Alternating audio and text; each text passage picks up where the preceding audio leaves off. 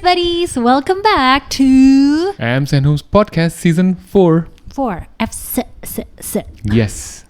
Nah kali ini kita udah masuk ke Season 4 dengan pembahasan yang pastinya gak kalah seru sama season-season sebelumnya. Betul. Masih membahas tentang daily things, ketemu daily thoughts, ketemu sama research, ketemu sama books, ketemu sama movies, ketemu sama zodiak tetap.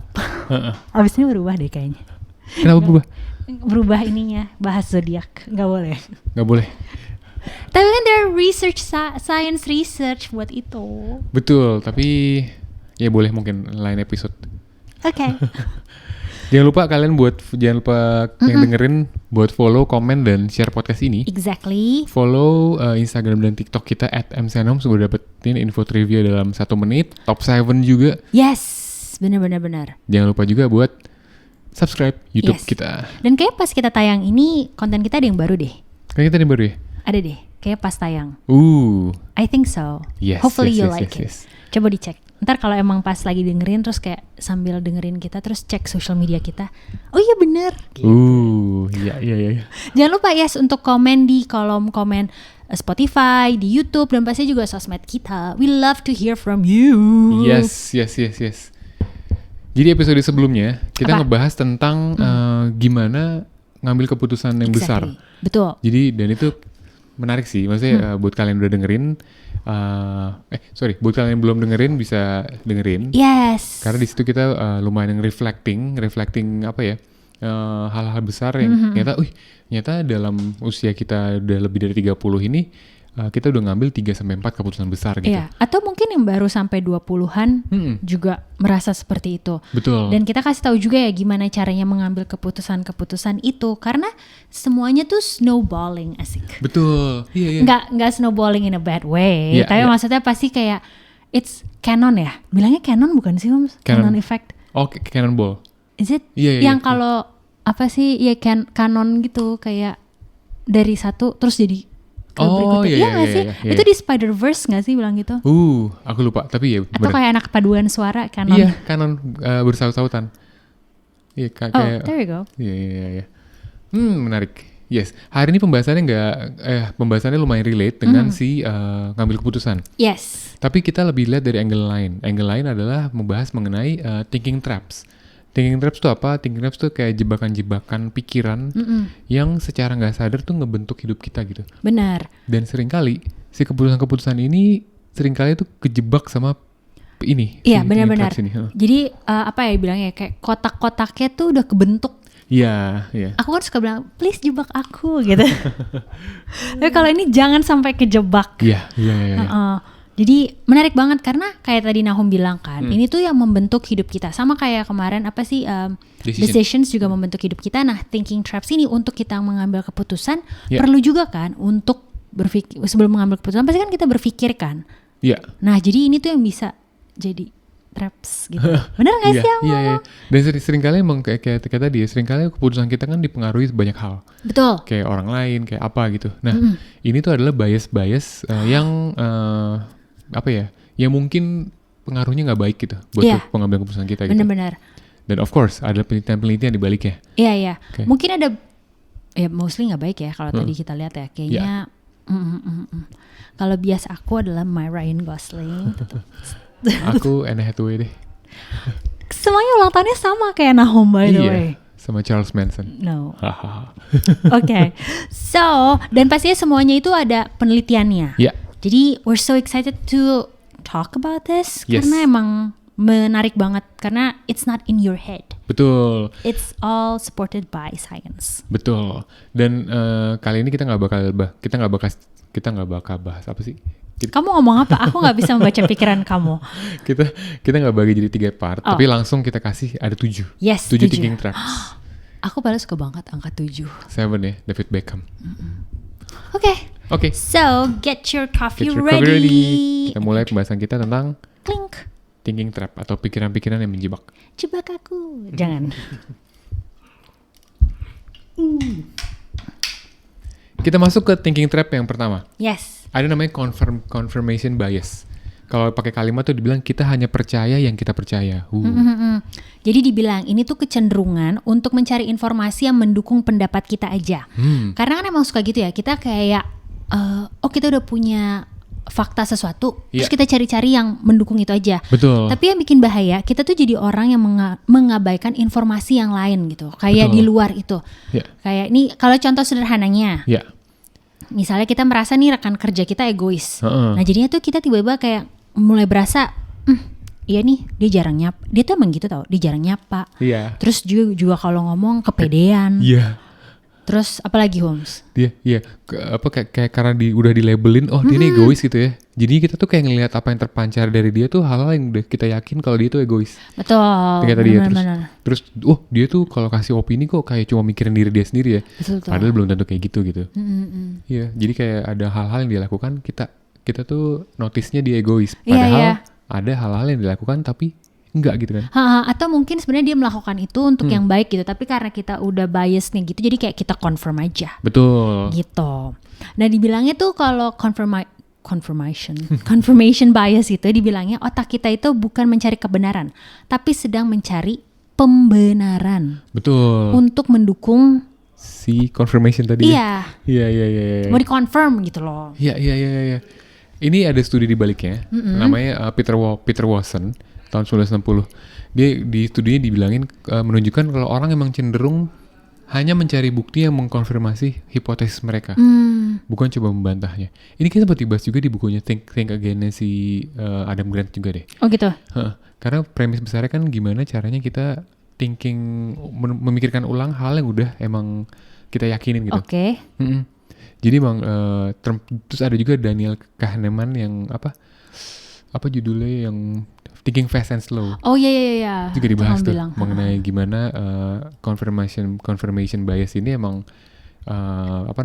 sangat perlu dikaji ulang atau di-crack. Maksudnya jangan bulat-bulat gitu loh. Iya. Tapi itu mungkin yang udah terjadi sama kita gitu kan. Betul. Jadi kayak kalian nih lagi kayak mikir, iya juga kali ya. Gue kayaknya emang udah confirmation bias, udah di-confirm kebiasaan gue nih. Ya kan bias tuh bias kan kayak yang bukan nggak pasti, tapi kayak dikonfirm yang ragu-ragu atau masih belum pasti gitu kan.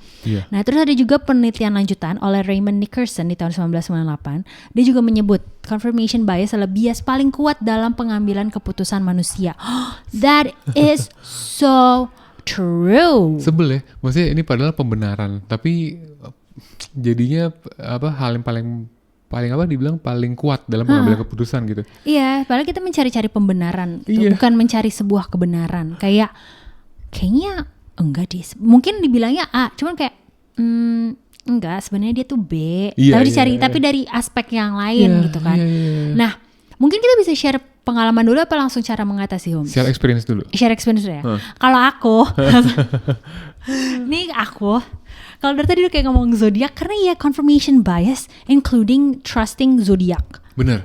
Kayak kita tuh percaya kan, kayak orang bilang kayak iya Gemini tuh orangnya ini banget, apa sih kayak gue gitu, atau kayak Gemini orangnya toxic gitu kan, ada yang bilang gitu. Jadi tuh kayak dicari-cari, iya kan ternyata emang bener gitu. Atau kayak Leo tuh ini ya di depan banget gitu, ambisius banget gitu, atau kayak ya seperti itu. Mungkin tiba-tiba curious buddies, kamu merasa kamu seperti itu, ataukah kayak gue maksudnya yang ngerasa kayak perbintangan kayak dikonfirmasi gitu biasnya gitu, padahal kali sebenarnya enggak. Mungkin ada ya temen aku ya kan, kalau Leo ini kan kayak dibilangnya tuh kayak ya ambi, terus kayak nggak ekstrovert sih, tapi kayak emang kayak alpha. Iya alpha gitu ya. Sedangkan ternyata ada nih temen aku yang Leo tapi nggak begitu sama sekali. Jadi kita kayak udah mengconfirm kayak semua Leo adalah kayak gitu. Betul.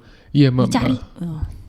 Makanya aku nggak sama sekali kurang percaya sama zodiak, walaupun ya ada yang bener-bener juga lah. Tapi menurut aku ya ini karena ya salah satunya si availability bias ini kan. Iya. Kok availability, confirmation bias? Confirmation bias, sorry, salah. Thank you sudah dikoreksi. Iya, jadi emang si confirmation bias ini emang beberapa case Gemini emang ada yang problematik ya. Tapi ada juga kok Gemini yang fine gitu, yang oke gitu ya. Sama juga kayak bintang-bintang lain gitu kan. Jadi makanya sih bener sih si si confirmation bias ini emang bahaya buat kita gitu. Mencari kayak pembenaran gitu dari hal-hal kecilannya. Iya, oh ternyata lu tuh emang gitu ya, gitu loh. Dan ini nggak cuman zodiak aja sebenarnya gitu loh. Mungkin juga secara ya kalau kayak dibahas rekan kerja gitu kan, kayak secara spesifik misalkan orangnya kayak gini, terus cari enggak dia sukanya kayak gitu-gitu tuh. Iya. Apalagi kalau misalnya dulu waktu baru masuk kerja ya, terus tiba-tiba ada atasan atau orang yang udah lama dibilang kayak hati-hati ya sama si A gitu. Kita jadi aware banget kan. Nih si ini nih orangnya gini gitu. Tunggu deh, itu kayaknya itu bias yang lain deh. Bias yang lain deh? Itu kayak bias yang lain deh. Enggak itu deh. Oke. Kayak bukan itu deh. Oke. Tapi kan kayak tadi contoh atas kan dibilang rekan kerja kita egois gitu. Kan udah di label egois gitu. Jadinya kan kita merasanya dulu. Kita rasanya gitu. Kalau itu yang tadi kamu bilang ada bias yang lain. Oh betul. Oke. Sorry. My bad. Tapi nggak apa-apa. Nanti kita coba share di bias yang lain kalau gitu. Iya. Kalau ini yang kalau aku bilang maksudnya zodiak as in kayak oh iya lu ternyata emang beneran itu ya, karena ada sisi-sisi lain yang kayak diperkuat lagi gitu. Misalnya kayak kok kita jadi bahas zodiak anyways. Tapi ya maksudnya itu salah satu contoh yang aku temukan gitu. Jadi kayak kayak ini dia tuh gitu karena emang ternyata ada lagi yang lain-lain gitu loh. Iya. Oke, nih Curious Buddies kamu bisa banget ya catat. Mungkin emang kalau menurut aku pas kita buat ini biasnya tuh kayak beda-beda tipis. Betul, gitu ya, sebenarnya. Iya. Dan kenapa kita perlu ada cara buat mengatasinya? Karena kayak kita bahas ini tuh berpengaruh banget sama decision making kita. Exactly. Gitu. Jadi ketika kita mau memutuskan sesuatu, please bias ini dikaji ulang gitu. Nah cara mengatasinya, yang pertama of course secara sengaja kita tuh harus cari pendapat yang berlawanan gitu. Yeah. Yang opposite-nya gitu ya, yang kayak ternyata dia egois, enggak, kita cari tahu dia bener egois nggak sih gitu. Atau pengalaman dari orang lain gitu kan. Nah terus kedua misalkan dengarkan orang yang tidak setuju sama kamu, itu sebenarnya sama aja cari pendapat yang berlawanan gitu kan. Betul. Nah yang ketiga adalah pisahkan fakta dan interpretasi. Iya. Iya, ini kalau aku kadang-kadang kalau orang nemu sesuatu fenomena, aku selalu kayak bentar ini beneran kayak gitu nggak ya gitu, kayak orang misalnya, ini orang kok gampang marah sih, ini orang emosian kali ya gitu. Tapi bisa aja mungkin ada hal-hal yang bikin dia kayak hari itu moodnya lagi nggak bagus gitu. Nah mungkin. Kayak, dicari itunya gitu. Yes. Jangan terlalu berlama-lama di trap itu. Kita langsung pindah ke thinking trap kedua, sunk cost fallacy. Betul. Sunk cost fallacy ini kalau dijelaskan dengan satu kalimat adalah bertahan karena sudah terlanjur. Yes. Jadi ketika kita melanjutkan sesuatu ya karena hanya kita merasa udah investasi banyak hal di situ. Banyak nih. Banyak gitu kan. Case-nya misalnya nih ya, contohnya nih ya, bertahan di relationship yang gak sehat karena udah lama. Kayak yaudahlah sayang, udah lama, ntar berubah lah, gak apa-apa gitu loh. Sunk cost tuh kan kerugian ya sebenarnya. Iya. Nah terus udah gitu juga nyelesain film yang sebenarnya udah ngebosenin. Kayak tanggung gitu ya. Kayak tanggung. Udah setengah jalan nih. Gitu kan. Berikutnya mempertahankan bisnis yang udah jelas rugi. Iya. Ada juga yang kayak misalnya udah di kantor udah lama nih, dia ngerasa sebenarnya nggak maju-maju nih karirnya gitu, tapi nggak pindah karena ya udah lama juga di sini, siapa tahu bisa dapat sesuatu yang lebih gitu. Iya. Ini kalau misalkan kalian masih kayak kebayang gitu kan, yang kayak gimana sih kok gue kayak masih belum menemukan gitu ya. Ini ada beberapa contoh kata ya yang kita suka kayak ditemuin ngegambarin ini gitu. Betul. Misalnya iya benar, kayak gue udah 5 tahun juga di sini, ya udahlah nggak apa-apa. Gitu. Berikutnya ada lagi apa, Holmes? Kayak misalnya gue udah keluar modal uang banyak nih di sini gitu, tapi padahal rugi terus gitu. Kayak ya itu salah satu gejalanya sih thinking trap ini gitu. Padahal nggak works gitu kan. Atau kayak ya gue udah usaha sejauh ini gitu. Tapi ini emang agak tipis sama The Dip ya. Betul. Iya sih, kita berbahas The Dip, lanjut atau nyerah aja. Yeah. Nah ini emang ada beberapa hal sih yang mesti dikaji juga. Apa bedanya ini buat kita tetap persevere, bertahan gitu ya, bertahan atau emang ini kita benar-benar di sunk cost fallacy ini gitu. Iya. Ini it's another topic for another day. Tapi ini kayaknya udah legit yang kayak udah berasa gitu kan ya. Misalkan kayak jadi kalau emang secara research, ini ada Richard Thaler di tahun 1980 pertamanya ya. Dia punya ada juga nih eksperimen terkenal oleh Hal Arkus dan Catherine Bloomer. di tahun 1985 yang nunjukin bahwa orang tetap melanjutkan investasi yang gagal hanya karena sudah mengeluarkan biaya sebelumnya. Betul, ya. Iya. Mungkin ada ini nggak? Contoh-contoh nyatanya yang kita rasain. Kalau aku sih ya sunk fallacy untungnya kalau tunggu ya, aku apa ya? Kalau aku berasa emang relate sama yang movie, series. Kalau aku berasa banget tuh series kayak udah tanggung nih, udah diikutin gitu seriesnya. Betul. Masa gue tinggalin udah tinggal 1 season? Ya udahlah nggak apa-apa gitu loh, dilanjutin aja terus gitu kan. Itu kan sebenarnya tanpa sadar ngebuang waktu, ngebuang perasaan. Bener, iya. Ngebuang. Iya perasaan serius loh. Aku selalu merasa nonton TV series, you invest your time, you invest your feeling, karena kan nggak 1 jam, 1,5 jam selesai. Iya. Series kan kayak bertahun-tahun diikutin. Bener. Gitu loh. Kalau kamu ada nggak? Aku sih mungkin related sama yang bermusik asin ngeband gitu. Oke. Kayak udah beli gitar, beli apa gitu, kayak ngerasa aduh sayang nih. Udah kepalang tanggung gitu. Kepalang tanggung beli banyak gitu. Ini padahal sih emang nggak sepenuhnya apa ya istilahnya pengen ngejar banget gitu. Jadi kayak ya udah sih menurut aku kayak di bawah fun aja kalau aku sih. Iya. Kamu pernah dengar nggak sih kutipan yang bilang katanya semakin lo naik kereta semakin lo tahu salah tapi terus lu jalanin muternya tuh akan semakin jauh. Iya, kayak minggu lalu tuh kita bahas ya. Iya benar-benar. Iya itu sunk fallacy benar. Iya benar. Kita malah ke arah yang salah tapi makin tahu jauh gitu. Muternya gitu. Kita tahu arah perjalanan itu salah gitu ya. Yeah. Oh aku tahu sih sunk fallacy itu waktu itu kayaknya kita pacaran deh Holmes. Awal-awal itu yang kita maksudnya yang sebelum aku berangkat itu salah satu kayak sunk fallacy kayak udah kepalang tanggung kan orang udah pacaran lama gitu kan suka digituin kan kayak ya pacaran lama nggak jadi terus gitu mending cuma pacaran lama udah kenal keluarga besarnya udah kenal deket sama semuanya sama adiknya kakaknya masa nggak jadi padahal hubungannya toxic gitu misalnya. Betul itu salah satunya juga tuh benar. Jadi suka reflectionnya adalah tanya ke diri sendiri kalau gue mulai dari nol apakah gue tetap pilih ini atau enggak? Ih, bagus. Iya. Bener kalau mulai dari nol. Kalau tiba-tiba semuanya restart gitu. Gue akan tetap pilih yang gue jalani selama ini gak ya gitu. Ya, mendadak kita jadi mas-mas pom bensin. Kalau mulai dari nol. Kalau aku sih tetap pilih kamu sih kayaknya. Mulai dari nol, mulai dari minus berapa kayaknya aku tetap pilih kamu. Stop.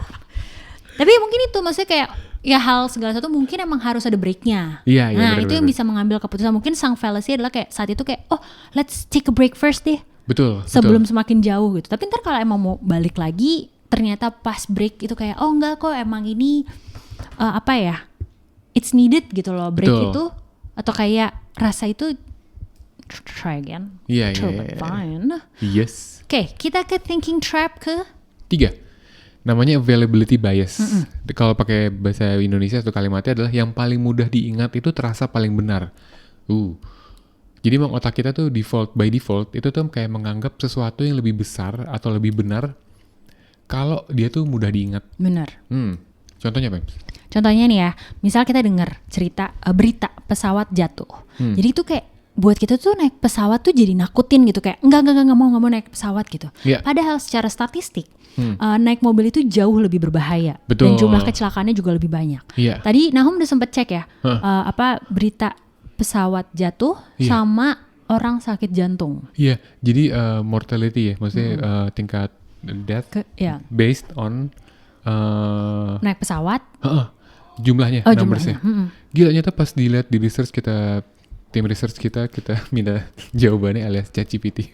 Kathy, non-stop. Oh iya, sorry. Dia bilang kalau heart disease penyakit jantung itu berapa? Coba buka. 19,8 juta per tahun. Sementara pesawat itu di sini dibilang nggak cuma ya, tapi berapa ratusan? Di bawah 200. Di bawah 200, gila, jauh banget kan? Kayak sesuatu. Cuma kenapa kita jadinya ingatnya tuh yang pesawatnya lebih menakutkan karena kan secara exposure lebih besar. Betul. Diberitainnya di mana-mana besar gitu. Jadi kayak seolah itu lebih mematikan gitu dibanding. Iya. Terus misalkan juga ada berita satu startup sukses, terus kayaknya semua langsung kayak mungkin usaha sendiri lebih mudah kali ya dari satu berita doang gitu. Satu startup kayaknya boom. Iya. Kayaknya entrepreneurship is very easy. Exactly. Gitu. I can be CEO gitu. Yeah, everybody can be CEO, but no. Padahal susah banget. Padahal kayak astaga, ini banget. Struggling banget sih. Atau mungkin dengar satu perceraian gitu ya, langsung kayak rasanya nikah tuh serem ya. Iya, riskan banget sih, gampang banget orang cerai gitu ya. Iya. Padahal itu yang bukan aku rasain ya. Kayak kemarin tuh aku sempet denger kayak bukan baca berita, maksudnya lagi buka-buka sosmed yang aku pikir mereka pasangan, ternyata enggak. Terus aku tuh dapat berita lagi gitu ya, orang bercerai gitu. Aku jadi kayak, hah, ini kenapa sih orang pada cerai? Padahal enggak, itu kali dari 10 ya 3, kebanyakan 7 kan yang masih bersama dengan lama, langgeng gitu. Iya. Dan biasanya kan yang ke blow up adalah cerai selebriti. Iya ya kan? benar. Kalau yang padahal yang baik-baik aja juga banyak banget kan. Iya benar. Terus atau juga misalkan itu kan relate sama kegagalan mungkin pernikahan. Nah ini juga sama kayak ada orang yang gagal, langsung kita kayak ya udah deh nggak usah coba. Iya. Jadi emang di sini dibilang kalau otak kita tuh yang dia tangkap tuh ceritanya bukan datanya gitu. Jadi semakin ceritanya menyentuh, semakin ceritanya menakutkan. Makin spicy. Iya, semakin kita tuh ngerasa itu tuh yang paling bener gitu. Iya, suka gitu tuh. Ini kata lain dari availability bias adalah availability heuristic. Nah, ini diperkenalkan oleh Amos Tversky dan Daniel Kahneman di tahun 1990. Tulis buku aku. Oh. Aku suka baca. Si tadi Thinking Fast and Slow. Oh iya. Tadi kamu bilang Kahneman itu. Tahun 1973. Mereka itu menemukan kalau manusia itu menilai probabilitas berdasarkan kemudahan mengingat contoh ya, bukan data aktual. Tapi emang gitu nggak sih? Karena emang secara data kan kayak kadang angka tuh susah kan diingatnya. Tapi cerita itu lebih lebih mudah gitu. Iya, benar. Semakin emosional sebuah cerita tuh semakin hati-hati justru kita berpikirnya gitu. Oke. Aku tuh ya kayak sering, kalau aku kasih contoh gitu ya, aku tuh suka ketakutan kayak ketemu orang ngobrol gitu. Karena ceritanya adalah orang tuh suka hipnotis. Iya. Jadi aku tuh suka takut, padahal enggak. Padahal orang mungkin ketemu bisa minta tolong atau apa gitu kan, maksudnya it's being nice gitu kan. Gak usah gitu, waktu Nemo hilang, inget gak sih Holmes? Oh iya. Aku tuh ketakutan, aku sampai ditanya. Nemo tuh by the way anjing kita. Nemo tuh anjing, bukan Oli ya, tetap semua dikasih tahu. Anjing papa aku. Terus aku ingat kan dia kan kabur kan, terus kita kayak udah ketakutan gitu. Aku tuh ketakutan kayak mau dibawa karena ada yang nemuin, terus ditaruh lah di rumahnya. Terus dia nelfon kan? Dia nelfon. Enggak. Ini yang kita temuin di parkiran Holmes, yang depan itu. Yeah. Terus udah dong. Aku menemukan, terus aku tuh ketakutan di jalan sama Nahum di atas motor yang kayak langsung WhatsApp orang kayak kita lagi OTW sini karena di kepala aku ada kemungkinan dijebak, di scam gitu karena di bawahnya jauh gitu loh, kayak dia bilang iya saya nemuin kok anjingnya gitu ya. Terus aku cerita kan ke saudara aku, terus dia bilang gini, kok lu takutan banget sih? Iya. Kan mungkin nggak, nah itu mungkin cerita yang aku ini dapat gitu ya, yang aku terima gitu kan suka di scam atau dibohongin gitu. Jadi aku udah takut duluan. Padahal ternyata enggak sih, disimpan aja. Terus pas aku tanya, kan aku takutnya harus tebus duit kan. Maksudnya ini kayak tebusnya berapa ya? Iya. Ternyata masih baik, tapi of course kita tebus. Kita kasih. Terima kasih sudah menjaga. Yes. Kamu ada gak Holmes? Aku nggak ada yang terlalu gimana sih. Tapi aku tadi aja sih. Aku kalau dulu sempet kan kayak naik takut gitu ya. Kayak karena itu tadi kayak menyeramkan gitu ya. Padahal secara statistik gini banget, maksudnya emang kecil gitu kan. Iya. Kecil banget gitu, even terjadi kenapa-kenapa pesawat gitu. Bener. Kayak besok instead of bikin film tentang pesawat yang kecelakaan, si Sally atau yang pesawat Brazil itu, kayak mesti cerita tentang pesawat keselamatan pesawat ya. Kayak sampai kayak yeay, gitu instead of that. Udah dramatis. Oke, kita masuk thinking trap keempat, Nahum? Iya, kita masuk ke thinking trap keempat yang namanya halo effect. Halo itu boleh jelasin nggak apa? Halo itu kalau kayak lihat gambar malaikat-malaikat kan mereka suka ada lingkaran gitu ya, lingkaran. Aku gini kayak seakan yang ngedengerin ngeliat ya. Bisa kan di video ada? Iya bisa sih. Bisa. Thanks to Spotify. Ya jadi maksudnya kalau itu ada sinaran bulat gitu loh, halo. Nah jadi dibilang satu hal bagus, semuanya tuh jadi kelihatan bagus gitu kan. Karena kayak udah tersinari kayak kling gitu. Iya. Jadi ini yang terjadi kalau kita terjebak di thinking trap ini. Jadi ada satu kelebihan, kita tuh menganggap semuanya tuh jadinya baik gitu. Jadi kayak semacam overgeneralization lah. Kayak contohnya orang yang menarik itu dianggapnya pinter gitu. Dianggapnya kayak oh nih orang terlihat menarik ya, pasti dia pinter gitu misalnya. Betul. Terus yang kedua, dia public speakingnya bagus deh. Cara dia menyampaikan segala sesuatu bagus deh. Pasti nih orang ahlinya gitu. Padahal belum tentu gitu. Sering terjadi juga kayak misalnya ya mungkin KOL atau apa gitu kan sering kan. Terus, ya kayak gitu lah. Misalnya orang terkenal, opininya jadi lebih dipercaya gitu. Ditanya-tanya. Padahal mungkin ada orang yang lebih valid juga untuk bicara hal tersebut gitu. Kayak gitu sih, mungkin ada contoh lain ya? Ada kayak misalnya brand mahal, pasti kualitasnya bagus gitu kan. Padahal ya belum tentu. Kayak ini loh apa sih? Ya kayak sekarang kan brand-brand suka kayak di highlight yang kayak apa sih kualitas barang kayak apa sih? Tunggu. Oh, aku jadi keinget film The House of Gucci.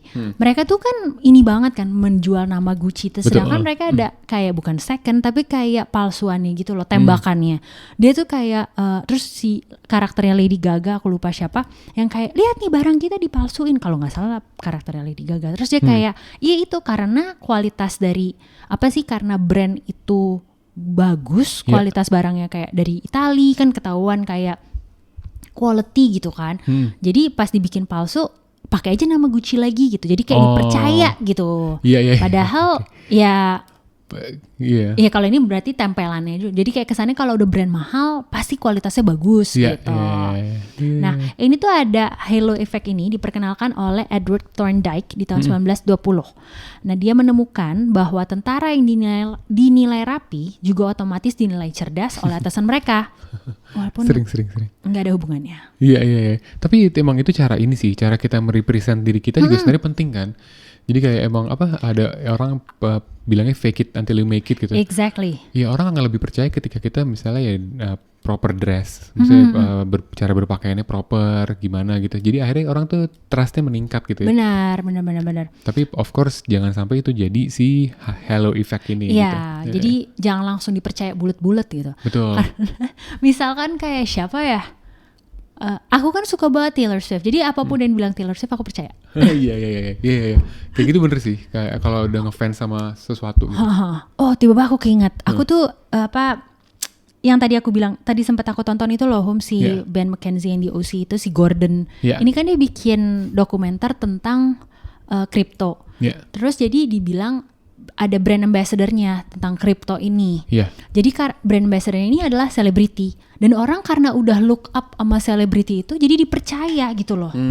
Karena udah dipikir image karakter artis ini tuh apa sih believable gitu loh. Jadi kayak oh ya deh gue ikutin gitu. Padahal ternyata belum tentu diikutin gitu loh. Harus you do your own research lagi.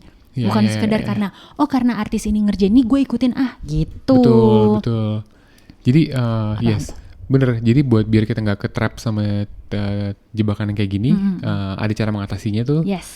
Pastinya jangan apa bahasa ini ya, peribahasanya don't judge book by its cover. Iya, pokoknya jangan ambil keputusan dari first impression doang gitu.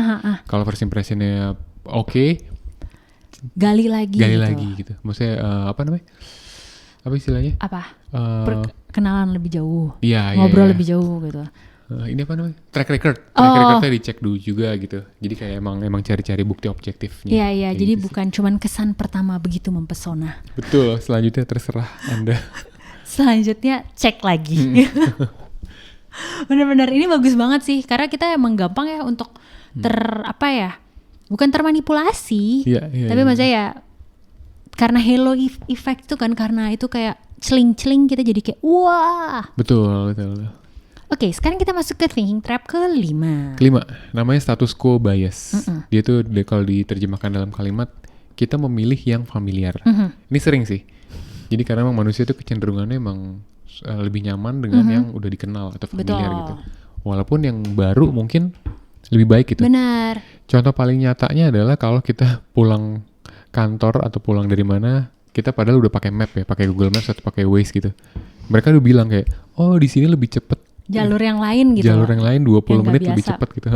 Tapi karena kita udah biasa lewat yang udah kita lewatin, jadi kayak enggak lewat jalan biasa. Ya bener, akhirnya jadi lebih lama. Iya gitu. benar. Atau nggak usah ngecek karena kayak yaudahlah lewat jalan biasa aja gitu kan.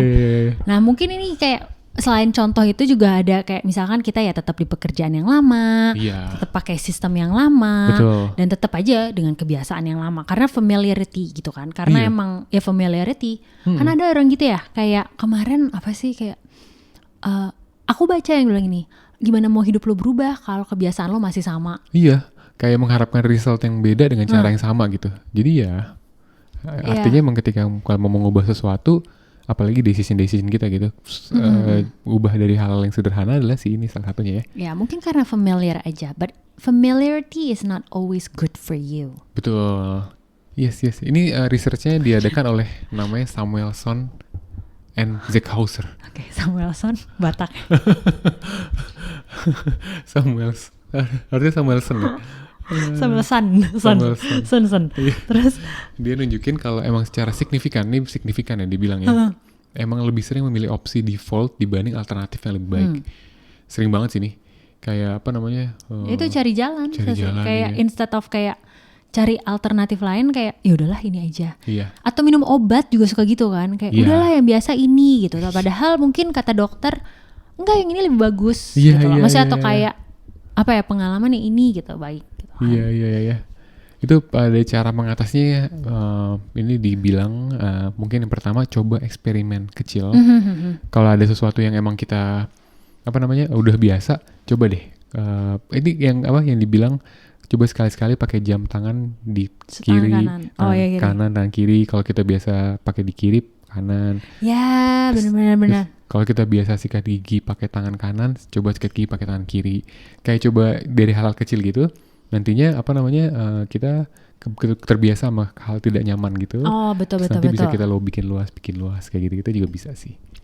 True. Yeah. Nah sekarang trap ke-6, thinking trap ke-6 adalah overconfidence bias. Nah, overconfidence bias ini adalah saat kita terlalu yakin. Ini sih sebenarnya jujur kata singkatnya adalah over pede. Iya. Terlalu yakin dengan diri sendiri ya. Iya, benar. Iya. Jadi dia tuh meremehkan ketidakpastian. Jadi kayak enggak. Betul. Pasti oke, gue tahu ini bakal berhasil. Terus gue nggak perlu riset lagi, udah langsung aja. Dan ini tuh nggak akan kejadian sama gue. Aku yakin ini benar. Iya. Wow. Kalau tadi kita ngomong dari Samuelson, sekarang kita dari Svensson, si researcher kita. Studi oleh Svensson tahun 1981. Dia nunjukin kalau 93% pengemudi itu menganggap dirinya di atas rata-rata.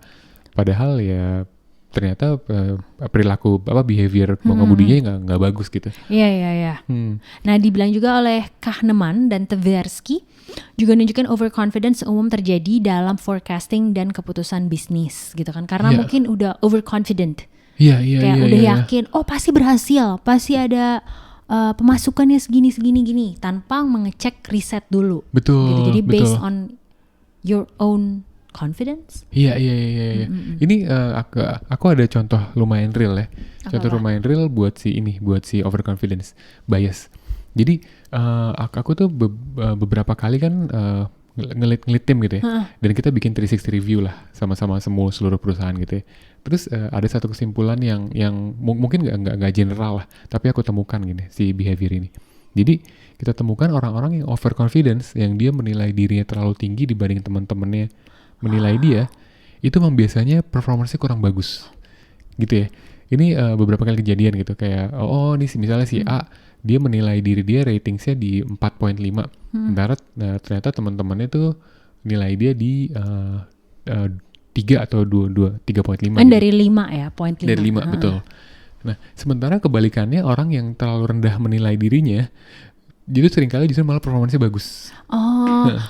Aku jadi keinget over experiment ini. Ingat gak sih yang cewek berderet terus mereka kayak coba rate kita cewek dari yang paling cantik yang paling berakhir paling atraktif gitu kan. Terus ternyata mereka ngecek kan diri mereka. Terus mereka kayak gue rasanya gue nomor 3 deh. Lo nomor 5 terakhir. Lo menurut gue nomor 1 di depan gitu-gitu. Terus yang nomor 5-nya dia ngerasa diri dia paling gak menarik kan. Iya, dia merasa diri. Gue enggak deh, gue terakhir gak apa-apa gitu. Yang paling terakhir kan. Terus si cewek itu kan cewek-cewek kan. Nah, terus habis itu mereka pakai headset semua. Terus cowok-cowok masuk. Terus mereka nge-rearrange itu angka mereka rearrange yang siapa yang nomor 1, siapa yang nomor 5, siapa nomor, ya begitulah berurutan. Paling atraktif tadi ya? Iya paling atraktif. Ternyata si cewek yang tadinya nomor 5 yang itu dia nilai diri dia, ya udah gue paling gak atraktif. Itu paling nomor 1. Exactly. Iya. Tapi itu sering-sering kejadian. Jadi emang si overconfidence bias ini cukup berbahaya buat kita take decision. Betul. Yeah. Jadi yang cara mengatasinya adalah minta second opinion dan pastinya gunakan data. Jadi bukan berdasarkan feeling. Yes. Next kita masuk ke thinking trap terakhir, nomor 7. Namanya framing effect. Itu cara penyampaian mengubah keputusan. Misalnya nih, contohnya nih ya. Kayak pilihan A, operasi ini punya 90% survival rate.